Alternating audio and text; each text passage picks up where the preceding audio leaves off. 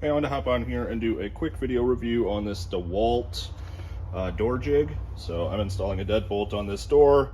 The handle is already there, obviously.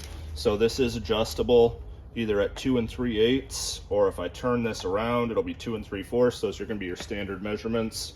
So just make sure it matches your other one. I'm going to drill this out. It comes with the hole saws. You do need a bore, so it'll come with, it'll come with the 2 hole saws, this for where the handle or deadbolt goes, and this for where the, door latch comes out. It comes with those, but you will need some sort of hole saw attachment. This will just screw in, so just kind of a heads up there.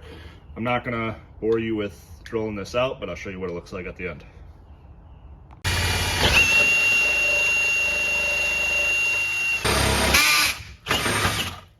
Good to go. Through a metal door. Oh, sorry if you couldn't see that last part. Through the metal door, no issues at all. Let's check the back to see if there's tear out at all. No, nothing really, as you can see. So super impressed with this.